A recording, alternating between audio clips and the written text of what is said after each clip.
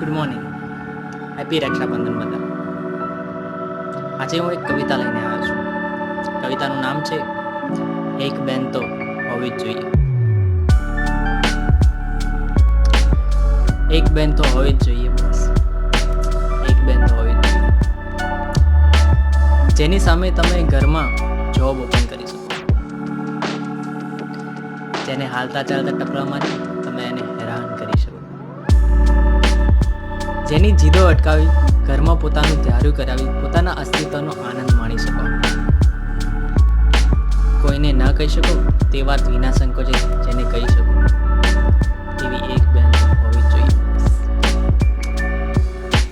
Mummy પપ્પાની દાટ સામે જેને હથિયાર બનાવી શકો, જે પપ્પાથી તમને બચાવવા માટે તમારા બધા તોફાનો એની માથે લઈ લે,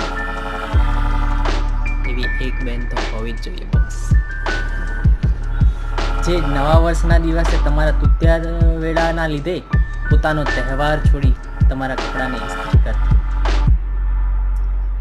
જે તમારી નવી જોડી લીધા પછી તેના શ્રી ગણેશ કરવા ક્યારે તે નક્કી કરે, જે તમારી ભૂલોને લીધે બીજાના હાથે થપ્પડ ખાવા તૈયાર થઈ જાય,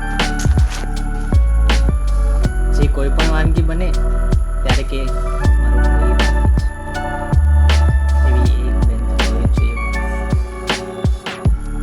તમને ખૂબ પ્રેમ કરતી અને તમારા આંખના પલકારાથી પણ ડરતી, આખા ઘરના વિરુદ્ધ થઈ તમને રાજી કરવા પોતાના તમામ શોખ છોડીને પોતાના શોખનું ગળું દાબી દેતી,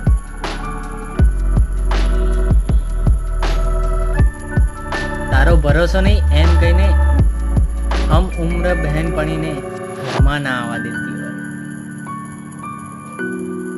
બાજુવાળી છોકરી જો હસીને વાત કરે તો તમારા પર કાળખાની જેમ વરસતી હોય.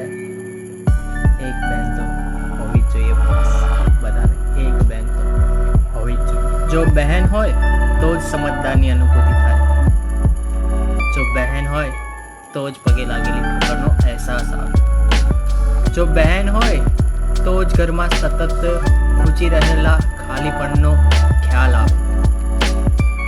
અંતે એટલું કહીશ, એક સાયરામ દવેની કવિતા યાદ આવે છે. બંગડીનો રણકાર અને ઘૂઘરીનો ઘમકાર ભાગ્યશાળીના જ ઘરમાં